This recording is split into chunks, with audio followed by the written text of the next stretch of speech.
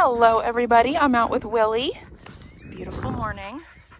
We're doing our entire walk today, hands-free, all off-leash on the e-collar. So right now I've got him in a beautiful off-leash heel. As you know, heel literally means their head is at the level of your heel. It's universally taught on the left side, and it's taught so that the dog follows your left leg.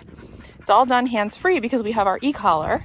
If he moves out of position, we can tap our tone here and he moves back into position. It's just such a nice way to walk a dog. Before, he always had to be on a leash and he was constantly pulling, zigzagging, dragging you over. There was no communication. Now, I feel like I could walk for miles with him like this. It's so great. So when we look down and our dog is in heel, their head should be in this nice little circle, kind of like a strike zone in baseball, next to and behind.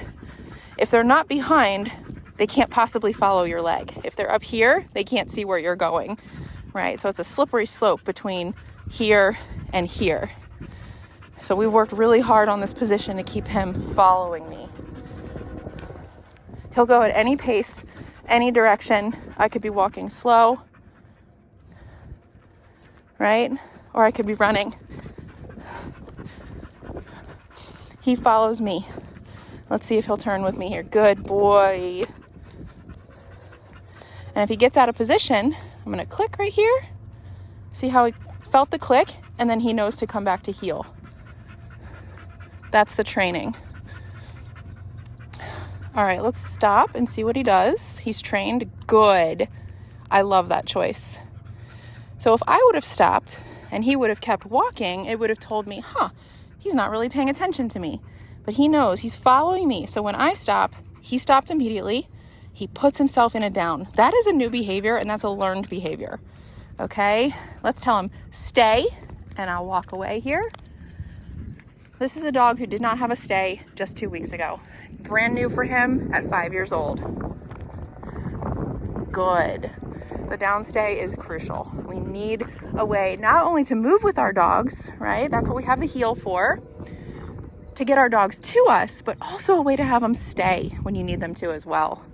Controlling movement is very important. The irony is when you're able to control your dog's movement, they're able to have a bigger life. You can't take a dog who's not listening many places, but when you have a dog who walks nicely, comes when called, stays when asked, his world just got a whole lot bigger. The reason this works so well is not only because I'm able to tell him, good boy, and I actually mean it, but also because I do have a way to correct him if he breaks the command. Good. I love what you're doing. Good job, buddy. He loves this so much. Good boy. Okay. Now let's talk about our recall. Recall is so important. It's a way to get our dogs to us from wherever they are over to you. We train on the tone. It's the button that has the T on it. It works up to a half a mile away and it beeps by his ear. He is trained that when he hears the tone to find the person calling him and come to them. Watch this. Willie, he hears his name. He looks at me. Come. Good boy. There he is. Good job. Now notice he comes and stays. He doesn't come and jump. He's not running past me. He doesn't get halfway to me and turn around and run the other way. He comes and stays and waits for further direction. So from here, I could either tell him to stay again, I could put him back in the walk, or I could release him.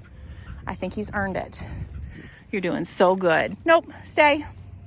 Perfect example of how we use the e-collar for a mistake.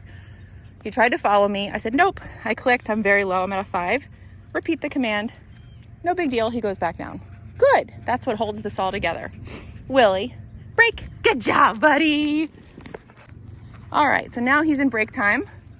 There are still rules in break time. He can't run away. He can't start eating stuff off the ground. He can't be jumping on me, barking.